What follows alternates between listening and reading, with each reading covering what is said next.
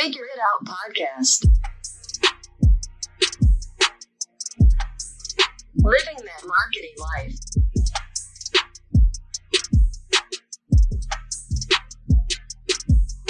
Fuel marketing through education, inspiration, and motivation.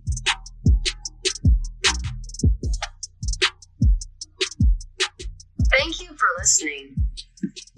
If you like this episode or any other episodes, suggest it to someone who may enjoy it as well.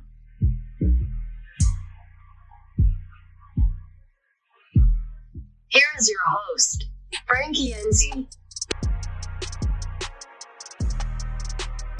Today's guest has over 96,000 followers on TikTok. He shares amazing marketing tips. He knows a thing or two for social media growth. He loves sharing his knowledge online on a daily basis. He knows his stuff and has the results to back it up. The co-founder of Social T Pro, ladies and gentlemen, Austin Armstrong. Welcome to the Figure Out podcast, Austin Armstrong. Hey, how's it going, man? Good. I'm excited to be here. I was telling you that I feel like I'm talking to a celebrity, that I've seen you so much on Instagram and TikTok and see how much you're blowing up. So, thanks for being here. Yeah, absolutely. Podcast has been awesome, and I'm honored to be a guest on here. Sweet. So we'll tell everyone how we met. I came across your video on TikTok, loved the content you produced and the valuable tips you gave about SEO. And then I went to Instagram, found you on Instagram, and then I guess you checked my profile, and that's how we connected, and here we are. Mm-hmm. Yep. Yeah, it's cool. All right. So what I usually do to start off is just kind of rapid questions at the start just to get the brain going. So you ready? Let's do it. Okay, cool. Favorite city? Nashville. Oh, nice. I've always wanted to go. What talent would you show off in a talent show? I play a unique instrument called a steel tongue drum. So probably that. To look it up. Since it's already been a crazy year last year and now this year, what's on your bucket list for this year?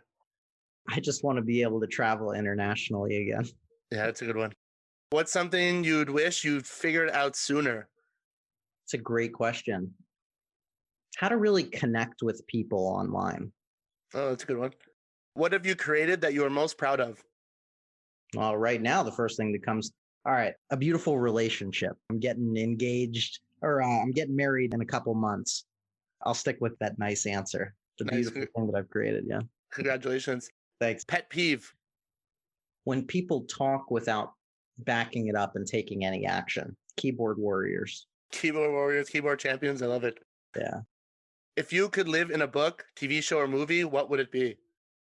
I have a Dragon Ball Z mask that I wear. So that's the first thing that came to my mind. I live awesome. In Dragon Ball Z. That'd be cool. Nice. I like it. What are you interested in that most people haven't heard of?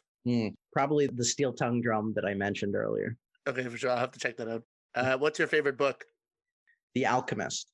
Oh, nice. I still got to read that one. And what's one place you've traveled to that you will never go back to? Probably Morocco. Went there right before the pandemic started, and it was overwhelming and chaotic. Oh, nuts. I've heard good things, but I've never been there. All right. Well, thanks for the rapid fire questions. So let's get into it. So you're a co-founder of Social T Pro. Tell us a little bit about your business. Yeah, we're a full-service digital marketing agency. We've been around for about 2 years. We do everything from search engine optimization, creating websites, social media, video marketing, online paid advertising, email marketing, basically anything that you can think of in the digital space, we can do it. I've done it. I love to get creative on digital marketing for different businesses and personal brands. That's what we do.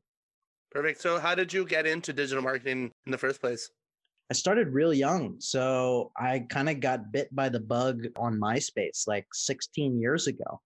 I just kind of figured out how to amass a large following of people on MySpace profiles. So I would do that. I would grow profiles and promote bands, sell merch for people online, and do a little bit of sketchy lead generation for companies.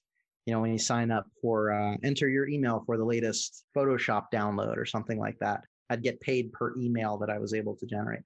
So it really started when I was pretty young. I think I was about 14 on the platform at the time, and I just kind of never stopped. Most of the time I was behind the scenes, up until TikTok more recently. But yeah, I kind of got bit by that bug early on and just never stopped. So how did you transition from, because I actually never used MySpace and I was one of the late ones to get on Facebook just because I was super Mhm.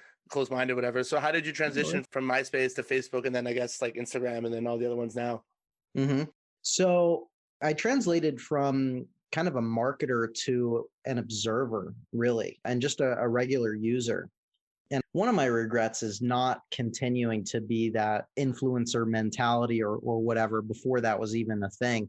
So I didn't translate, when MySpace kind of went away, I had the mindset that this wasn't something that I would end up doing full time. Little did I know that I would continue to do it from a hobby. I've always been an early adopter on social media platforms, just learning and observing.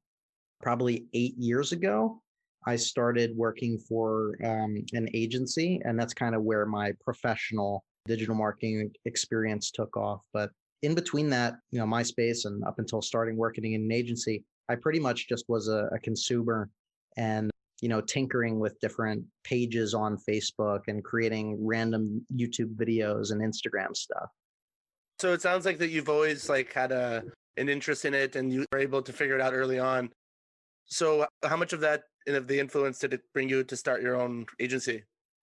It definitely influenced it. Kind of always been an entrepreneur for as long as I've thought about it. Even starting from super early on in elementary school and before that. So I knew I was always going to start my own business. It just, working the agency life was great. And I had so much creative control over everything. And eventually you get to that point, you're generating results and creating money and revenue for other businesses. I want to do this for my own business. So that's kind of what led up to me starting my own company about 2 years ago. Yeah, so you started 2 years ago. What were the first initial challenges and obstacles? And then what are some other ones you've had on the way that you're like, how do we put out this fire? How do we figure this out? What do we do now? Like, what were some of the initial ones and then a couple of the ones in the middle from then till now? Yeah, early on was just client acquisition. When you start a new company and even a new digital marketing agency, it's kind of hard to get new clients because there's, how you get clients ranges from a couple different ways. I mean, you can put a lot of money into paid advertising and get some clients back that way. You can start talking to friends and family and help them with their side hustles and, spread word of mouth that way. And of course, grow your local listings and build your own social media and website presence to build leads that way. But that was one of the early struggles of it was just getting consistent new clients in. So it really started as a side hustle rather than a full-time thing up until about 6 months ago for me. So I can talk about that too. And that really all came from TikTok, which is pretty wild. But more recent problems have been a little bit of scaling too quickly.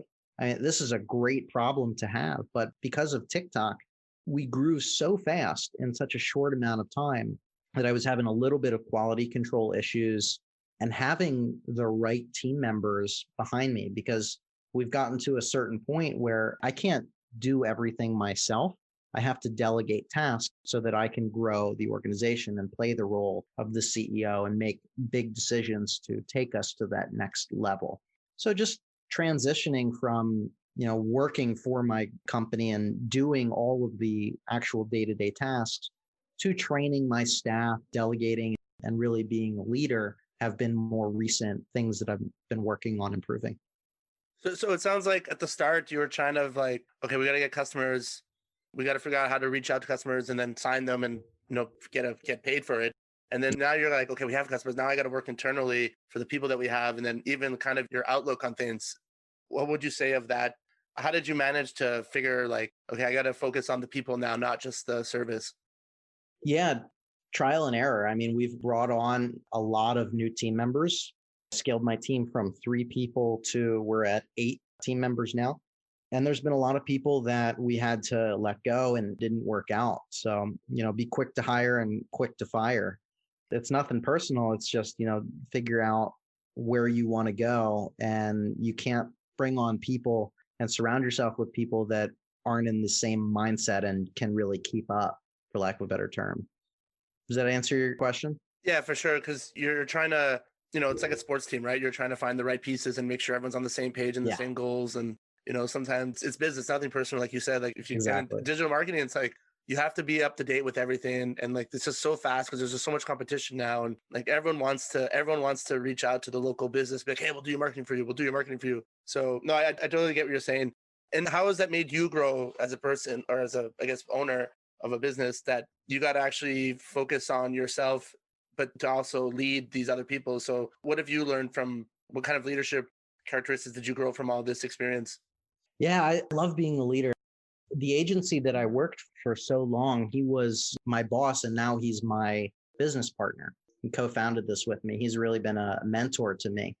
And he, throughout the about 8 years that we worked together, invested a lot of time and money and training into me and really paid it forward, even when we weren't profitable, even when the company was falling behind and no new clients were coming in or anything like that. He believed in me. So he paid for my training and, sending me across country to like workshops and video marketing world and VidCon and all these amazing conferences to really nurture and grow. And now I'm in a position that I can pay that forward to all of my employees. And that's really exciting to me to be in a position to really nurture everybody that works with me so that we grow a team of rock stars together, that we're all completely on the same page and growing and scaling and becoming the best digital marketers and digital marketing agency that we all can be. That's one of the biggest things and most important things to me. What would you say that from your partner, that what's one of the big things that like really shaped you who you are today? Whether it's a piece of advice or a strategy he told you or a quote or anything, what is something that really stuck to you and that really helped you develop as a boss? I don't know if there was any one particular quote or anything that he said, but it was just the consistency of nurturing over time. Consistency is so key.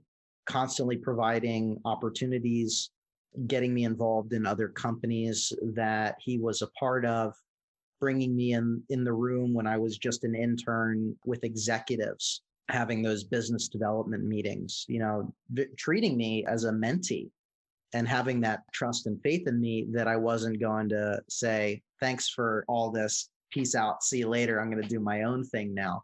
But recognize that over time and over consistent amount of time, providing continuous nurturing value, that it would pay dividends for him in the future. And it certainly has. I think that's great because like he definitely saw the fire in you and he's like, I'm not letting this fire go out. So I'm going to fuel it. I'm going to fuel the fire. Definitely. And definitely from what I've seen, that what you're doing is like, you're definitely helping a lot of people. And it's not just your employees and your customers. It's actually people you don't even know online with all the different platforms. I do my best. Yeah, pay it forward. Exactly. What kind of want to ask you about, like, how do you deal with customers? Okay, let's say you don't have this person contacts you, but they don't like, you tell them all the services you offer, but they don't get the marketing. They don't get how it works. They don't get how long it takes because, it's marketing is a long-term game. So like, how do you deal with customers or potential clients that aren't getting the initial first ideas about starting a whole campaign, whether it's SEO or social media? Like, how do you approach that? I do my best to educate them over time. So I love educating and I love talking about this stuff in general. I used to do in-person seminars and webinars and whatnot.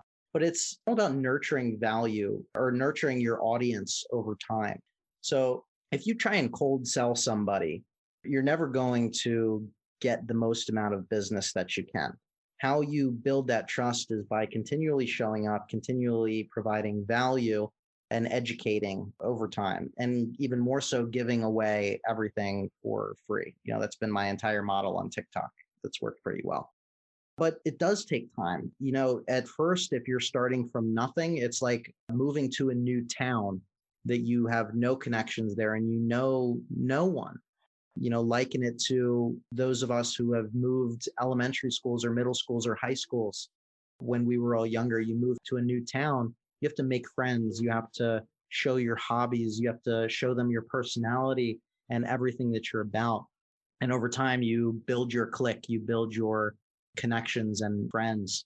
And that's how marketing works, and organic content marketing anyway. It stacks. over time. You can always shortcut it with paid advertising, but I think of it like that. Social media is that it's social. So you have to build and nurture your social environment and audience over time by building their trust. I love what you're saying because, like you said, you're not cold calling. You're not like, buy my services today. Like, it's like, take it or leave it. Like, it's like, okay, like, you don't understand this, I'll teach you. Okay, you still don't understand, I'll teach you.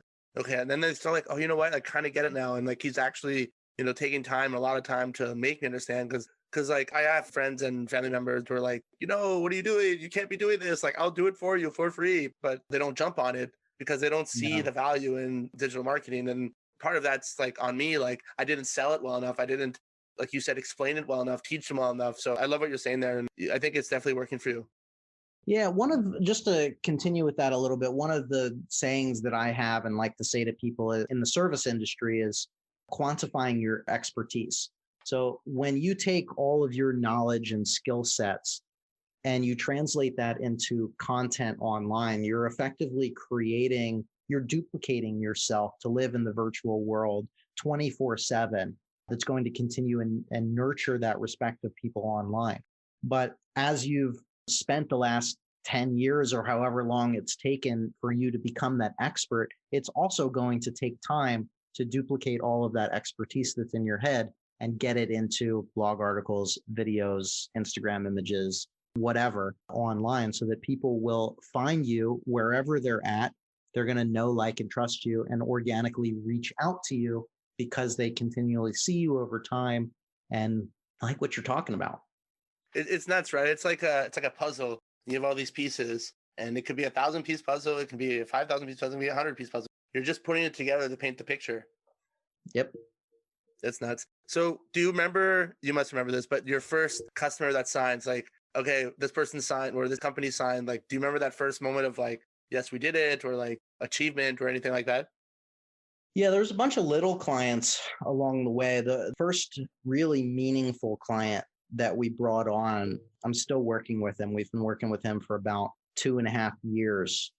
He's an addiction doctor. I even manage his TikTok account now, which has been blowing up. Yeah, I've seen that online a bunch. Super cool. Oh, yeah, cool. yeah. His name's Dr. B. Shout out to him. But we've turned him into kind of an influencer in the drug and alcohol and substance abuse treatment space online. We've done everything with that guy. That was a really big win for me because at the agency before, we really specialized in marketing for therapists, addiction treatment centers, group practices, psychotherapists, everybody in the behavioral health space.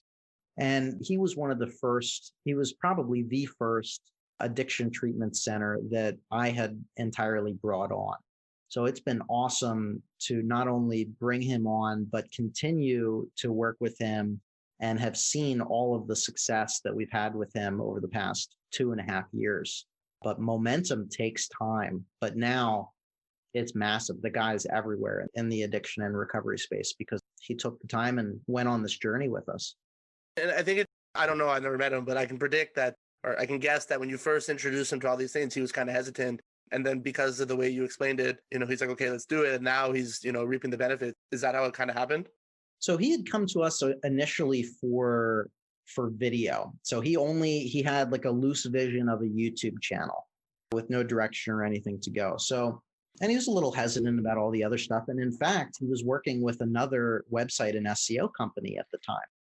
And through nurturing and building that trust over the course of like 6 months, we grew him a pretty sizable YouTube channel. We're still growing it at a pretty great rate.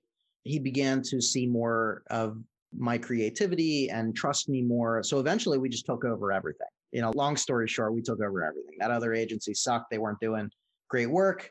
So now, yeah, we do everything. So it took time. It's not like he initially signed on and he's like, okay, we're going to do videos. We're going to do TikTok. We're going to do website SEO. We're going to do paid advertising. We're going to do email marketing. No, it took time and continually showing up, providing value, educating him about what we're all doing, and just seeing consistent growth over a period of time. And now his TikTok is doing pretty well, you said? Yeah, I think he just hit 87,000 followers today. That's so crazy. That's so cool. I'm racing him to 100,000. I'm sure you'll get there. Just last question about customers. How do Yeah. you deal with customers who signed on and then you guys spent some time on their accounts and then they don't get the results that they want and they're unhappy? How do you go about that? So I love this question. And this is something that I've gone through a bit of a journey with to see how I can best deal with this situation. Because bottom line, you're not going to make everybody happy. Sometimes there's personality issues there that conflict. Sometimes they want faster results. Like if an SEO client comes on and they don't see results in 3 months, well, I'm sorry, that's how SEO works. It takes 6 months to 12 months to really see meaningful results.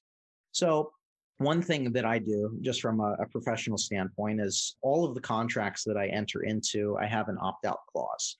Basically, you let me know 30 days ahead of time. If we sign a year-long contract and we're 3-4 months in, you're really not happy with everything, I don't want to hold you accountable to something that you're really not happy with. Plus, life gets in the way sometimes. So that's one thing that helps me deal with that is they feel that they can leave if they're not happy with the services or any particular reason. That's one. Sometimes, this has happened a couple times, you get a real nasty client. And I hate when it happens like this, but sometimes they just don't appreciate you. They talk down to you, they belittle your services and stuff like that. You don't get this often, but it worked with a lot of people. And sometimes you get it. And for those clients, I fire them. I fire them on the spot. I'm not afraid to fire a client. Fortunately, I'm in a position that I want to pick and choose the people that I work with because I know the results that we can get them over time if they stick with us. So that's two ways. I try and remedy the situation, but if it can't be remedied, fire them or let them go. Yeah, you can't make everyone happy. And like you had a lot of good points. Like there's life, there's people people don't understand that people don't have the patience for, like SEO does take 6 months and yeah, it is a tough road and it's a tough battle, but sometimes you got to cut your losses. Yeah. It's not worth as an agency owner and as a business owner, I've put this message out there before, but our time's valuable. And if you're wasting my time's better well spent somewhere else. And, that's a little harsh of an attitude, but I want to be picky with where I spend my time too. So I think it's important. Not enough people don't talk about firing their clients. I think that's important. Yeah, reality. you don't want to dread going to work and I got the meeting with this person on Monday again. Like, this sucks, And then it kind of like the negativity trickles on you, and then maybe it trickles to your employees. And yeah, you're right. Like, just see you later. Door's over there. Absolutely. Yeah, it's not worth my time. I like it. You know what you want, and I love it. Yeah. So let's get into the TikTok because sure. Like you said, your client is 80,000. What are you at now? I forgot to check. Yeah, I just hit 93,000 this morning. So like, what does that feel like when you have 93,000 followers on TikTok? Like, are people DMing you all the time? Or like, is your phone going off all the time? Like, do you have to turn off notifications? Like, do you have enough time in the day to respond to people? Like, how does that work? The do not disturb setting on my phone has been a necessity the last couple of months because my notifications do go crazy. I try and set up and schedule client calls via email first so I can schedule them. I do get, tons of phone calls, but I try and schedule everything through email first so that I can actually schedule it appropriately. It's really cool though, just to get to the feeling of it. It's like a dopamine rush every time you open the app up, whether that's a good or a bad thing. I justify it by growing my business, but I'm addicted to the freaking app, man. I'm addicted to TikTok. That's how I believe that I've had success on there, is because I really spend a lot of time in the platform. But it's opened up so many opportunities, speaking engagements, podcasts like this, sponsored deals from brands, and just discovery of a lot of really cool marketing tools because that's what people are interested in. And it's an awesome community I've connected with. The TikTok marketers are really a small community. There's probably only 20 or 30 of us on there. So, I've talked with most of them. Everybody helps each other out, duets each other's videos and whatnot, but it's not a dog eat dog thing. We're all helping each other out. That's one of the things I love about the platform too, but it's literally changed my life. What were some of the best positive experiences from your journey so far on TikTok besides meeting me? I'm joking. Yeah. Meeting you, being on this podcast right now, the single top moment. Probably the coolest thing that has come out of it is I've been wanting to become a public speaker. That's one of my big goals. Nice. So I love doing podcasts and stuff like this. So I had the opportunity to be a virtual podcast guest or a virtual guest on Video Marketing World, which was a conference in Texas that I went to last year. I was sitting in the audience. It was awesome. This was before TikTok, before anything. Got really inspired at that conference. Fast forward a year, now I was speaking online. I'm trying to plant those seeds in there. I want to speak at that damn conference. So I stay connected. But aside from all the money that we made, that was probably the single highest exciting moment. That's nuts, right? Because I'm just guessing that when you first got into TikTok, you didn't think, like, did you ever think anything like this would happen? Like, what was, actually, it's a two-part question. Okay, you see TikTok, like you said earlier, you've been immersed in social media like platforms. What was it like where you're like, okay, TikTok's here. How long did you wait before you made your first video? How much did you study the platform before?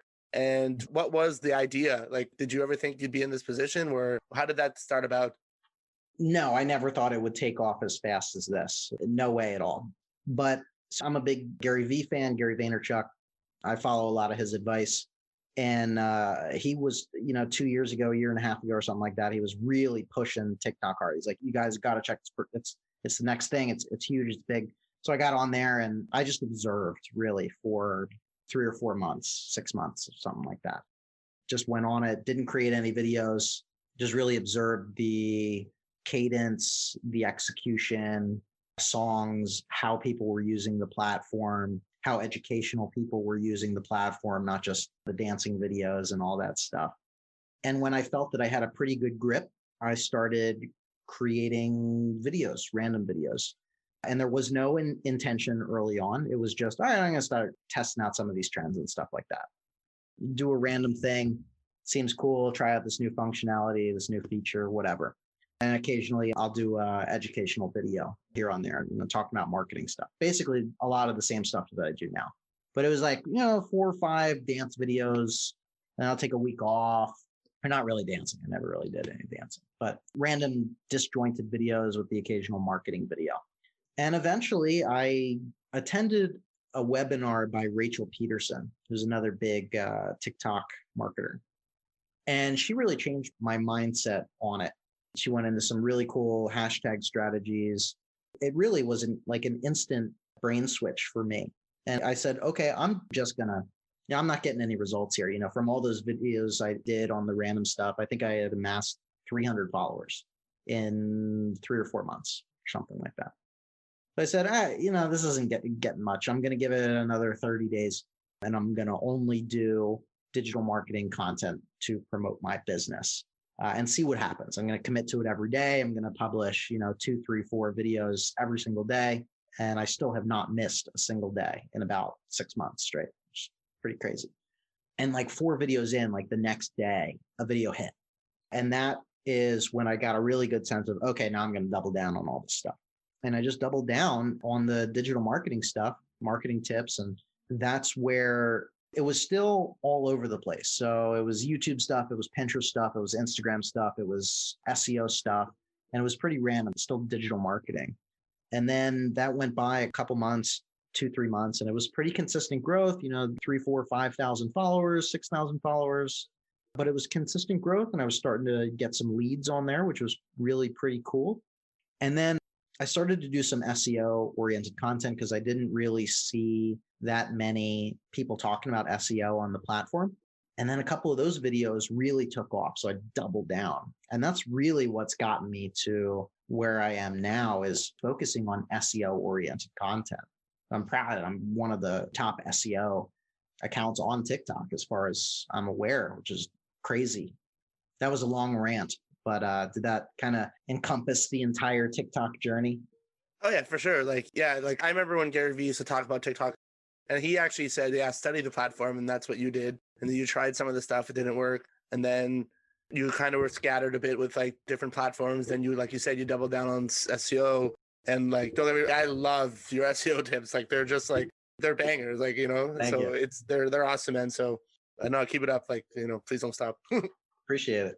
What kind of relationships have you built with people? Like you said, you got a couple of lead generations. Like, Did anything ever convert, or are you still like working on that? How does that work? Oh yeah. We've made so much money this year, like more money than I've ever made in my life from TikTok.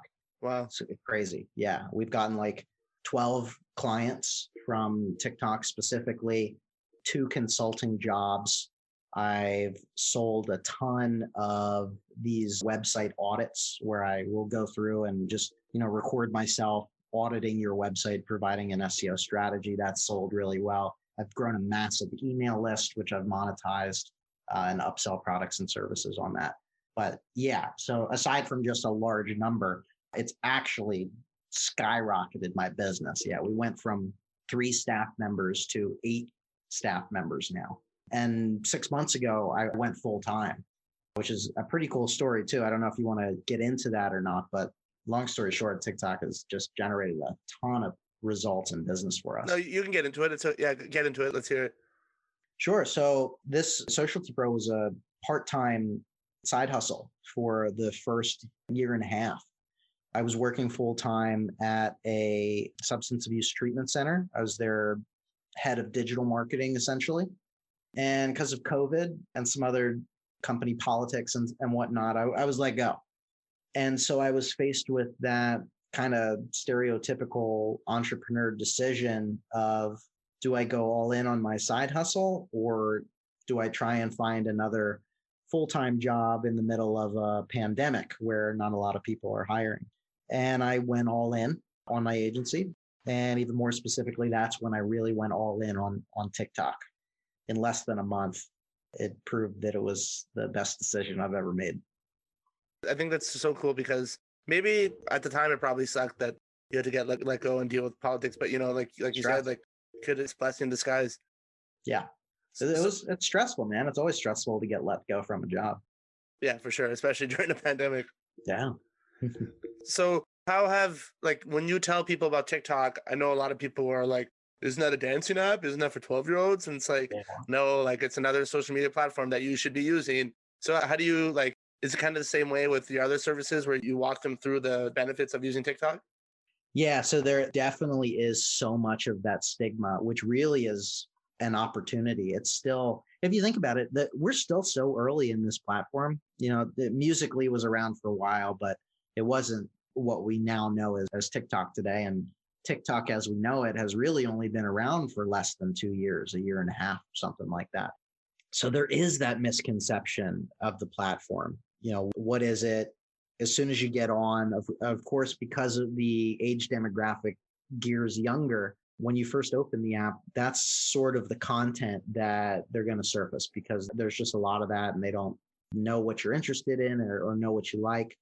But the more time you spend on the platform and the more time that you engage with the type of content that you want to see that would be beneficial to you, they have a very smart algorithm that's going to continue to show you more and more of that type of content.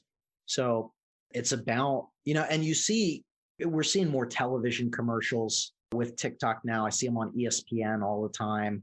We see really crazy trending moments in our society, like the ocean spray guy.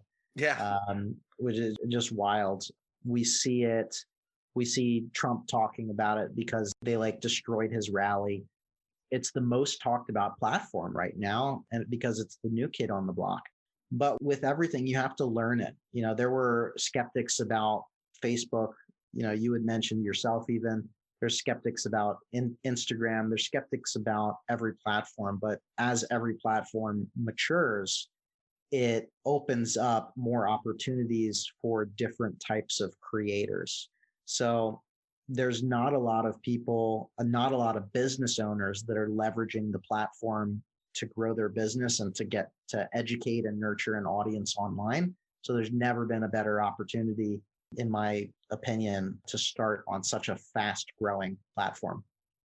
Yeah, I don't know why people they don't take advantage of it, because it's such a good way. They don't know what to do. Yeah, they don't know what to do, and it's such a good top of the funnel type of brand awareness. Yeah. And like you said, it trickles down to people see your video, people follow you, people give you their emails, people contact you, and people give you money. It's what's wrong with that? Right. Exactly. Why wouldn't you be on there? How do you feel about the whole Instagram Reels going against TikTok? I think it took TikTok to reinvigorate social media. I don't know about you, but the past like year or two, I've been getting burnt out on social media because there was just stagnant change. Like Instagram had not really rolled out any new features since IGTV a couple of years ago. And then Facebook's rolling out other stuff, but it's been so stagnant. And even YouTube, not much has changed on there either. And now they drop YouTube Shorts as well. But I think Reels is cool. I think it's not as fleshed out as it could be. I think while I'm getting pretty good reach on those videos, and a lot of people are getting a lot of reach on there, it's just not that great of an inclusion. It's just like, all right, we tacked on this little TikTok copycat. It's not like it's its own feature like stories, that revolutionized everything that they stole it from Snapchat or whatever first, but that really revolutionized. Reels just kind of feels like an incomplete product right now.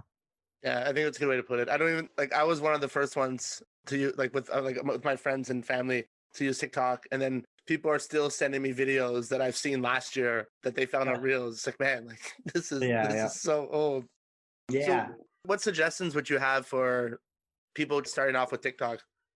Definitely just get in there and start observing. That's really the first way that's going to get you into the mindset. I would even observe the types of profiles that you eventually want to emulate. So whatever your goal is, if you want to grow your business, then follow other related businesses on there. Or even if there's not a related business, what's a related industry or something that, like if you sell a specific product, but there's no other product pages on TikTok for that specific one, what's another company that is marketing a product, any product on there, and how are they doing it? What types of videos are they creating? So really observe, focus in, and then once you start getting comfortable, start dabbling a little bit, start creating some stuff. And I would keep it hyper focused.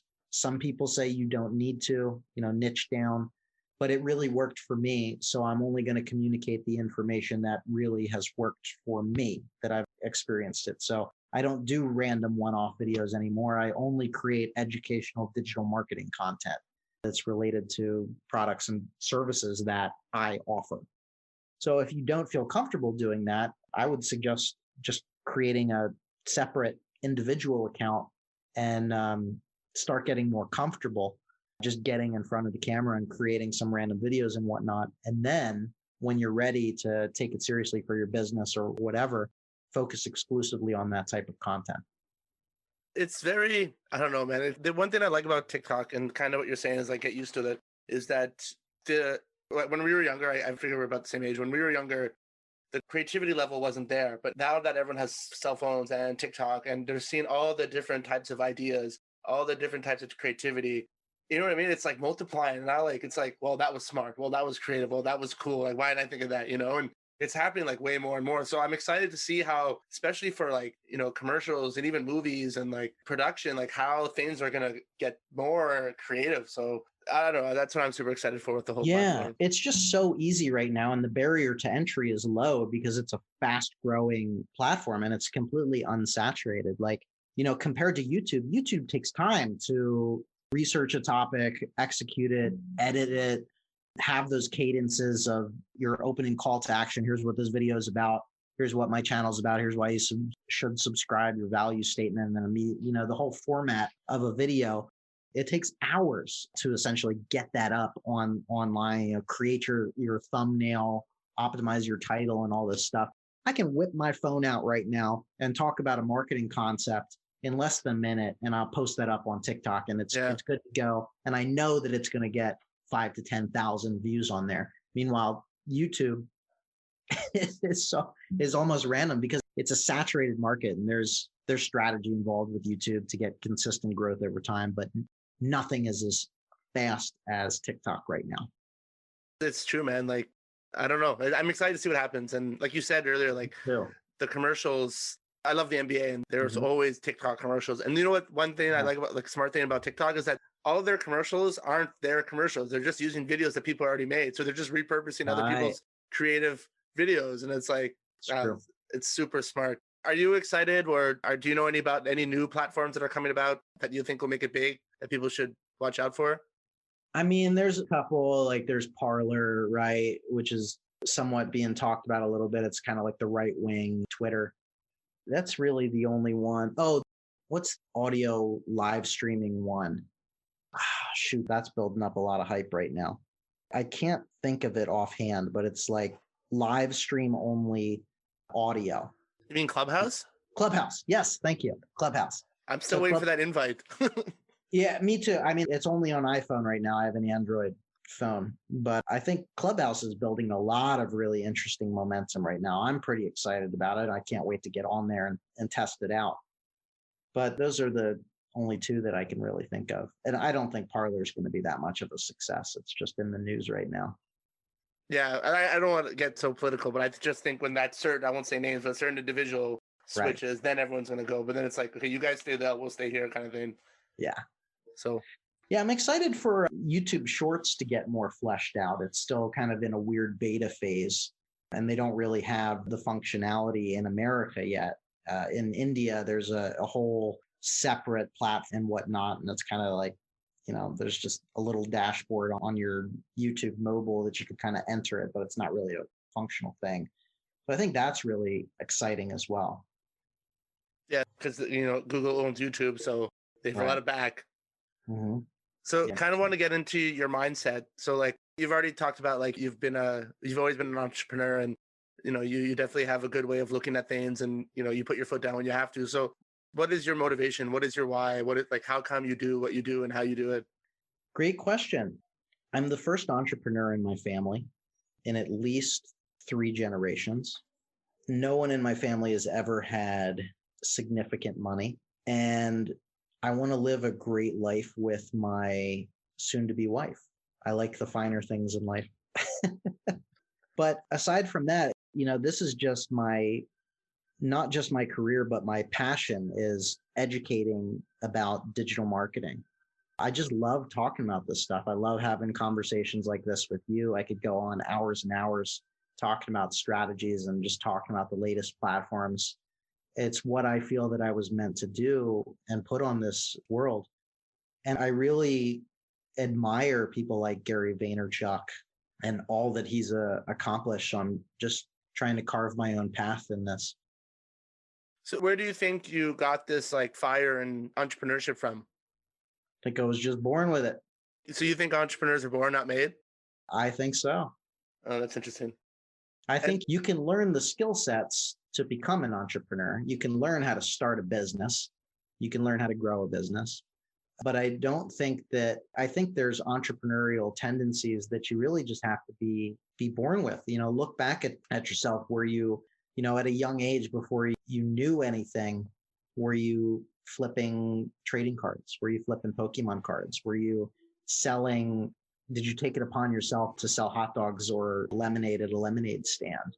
Were you flipping pixie sticks in school? You know, little things like that. Look back at your life and see if you have those tendencies to make side hustles and sell products and services to people. I think you are born with it. I think if you have entrepreneurial parents, they can nurture that from a young age as well. But then it would also potentially come from genetics there too. So I do believe that entrepreneurial mindset is something that you have to be born with. What is your like go-to entrepreneur quote? That's something that's stuck with you. I think about it every day. This is why I hustle. This is why I grind. This is why I'm constantly being consistent. What would be that quote for you? War philosophy or something like that? Yeah, there's a couple good ones. I really like, if you fail to plan, you plan to fail. I love the book Start With Why by Simon Sinek. So, you know, that whole concept of start with why. He's great. Yeah. Those are a couple that come to mind. For sure. And what type, like, who do you, besides Gary Vee and I guess Simon Sinek, who else do you like kind of not look up to, but like that really gets you going, gets you pumped up? Yeah, I'm looking at my books over here, but I love Tim Ferriss. I love Russell Brunson, and I still really am into the YouTube community. So people like Sean Cannell and Tim Schmoyer, Brian G. Johnson, so many of these icons in my head, you know, people that I've seen speak. that I want to emulate and follow in their footsteps. So many people online. Dan Locke, I think's pretty cool. I've seen him speak. A lot of great people. One of his quotes actually changed my way of like thinking about business. And have you ever heard the podcast? Dan Locke? What's that? Who? Dan Locke? Yeah, one of his quotes was, instead of telling people, like when people ask, what do, you don't say I'm a digital marketer, I have my own SEO expert. You don't say that. You say I'm in the growth revenue industry. And people are like, what? And then you say, I make you money. And then his thing's all about high ticket sales, right? So like, yeah. So if you're able to make my business, $10,000, would you give me $1,000? It's like, yeah, I would. So, that was a really good way to do it. So now I'm like, that's the way. Now when I tell people that, they're always like, what are you talking about, Frank? Like, what? Because it's not something they think of or something they're used to hearing. So yeah, I like Dan Locke, and I think he's Canadian. So it's a great idea. Yeah, so it's a good money money mindset. Who is your favorite Tim Ferriss guest or episode? Oh my gosh, Terry Crews. Okay, I'll have to check that one out. It's a great episode. Yeah, he's got some good stuff. And kind of almost heading off, what would be your suggestion for young entrepreneurs, young digital marketers, not even young, just people who want to get into, do their own thing, and digital marketers trying to get their foot in the door or start their own agency or start their own business, like their own side hustle? What would be your suggestions to them? Just get started and fail as fast as you can. Learn from those failures. Just double down, commit, stay active, trust the process. Just get started, keep moving, and move forward. Yeah, that's for sure.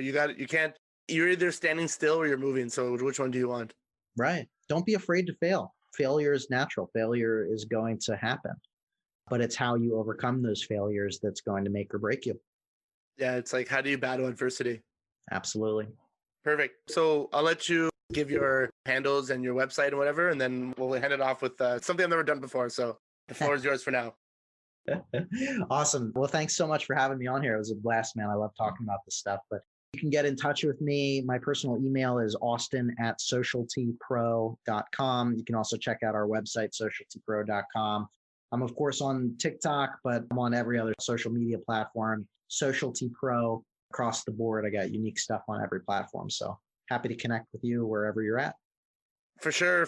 Follow his accounts because his tips are like one of the greatest for sure. Top 3 of my books for sure. Thank you. Perfect. All right. So I've never done this before, so I'm excited. So I'm going to say a term and you just tell me one word and like the first thing that comes to your head, one word. Okay. Ready? All right. Digital marketing. Fun. Inbound marketing. Hard. Buyer persona. Essential. Word of mouth marketing. Underrated. Customer acquisition. Essential. Cost per lead. Important. Top of the funnel. Underrated. Buyer's journey. Essential. A lot of these are essential. SEO. Underrated. Landing page. Important. And thank you page. Opportunity. Perfect. Okay, last thing I'll ask you to do. I guess we'll pull one from Tim Ferriss's books. If you had a billboard, what would you want to say? And nothing salesy. Be kind to one another. Oh, I love it. That's so true. That's what the world needs right now, right? Mm-hmm. Well, Austin, I love this conversation. Love your mindset. I love your drive. I love what you're doing online. And I love the way that you're actually compassionate and, you're helping so many people. And I'm happy to see you grow, especially on TikTok. And I'm happy to hear how TikTok's really helping your business. So I appreciate you taking the time and can't wait to see what happens to you down the road. Thank you for having me, man. It was an absolute pleasure. Congratulations on all the success of the podcast. And hopefully I can get back on here again. Oh, yeah, for sure. All right, man. Take care, okay? Take care. Cheers.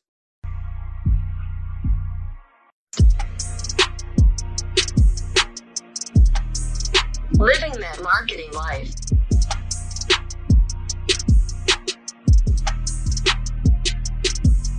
Fuel marketing through education, inspiration, and motivation.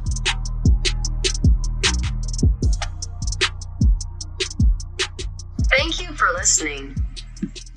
If you like this episode or any other episodes, suggest it to someone who may enjoy it as well.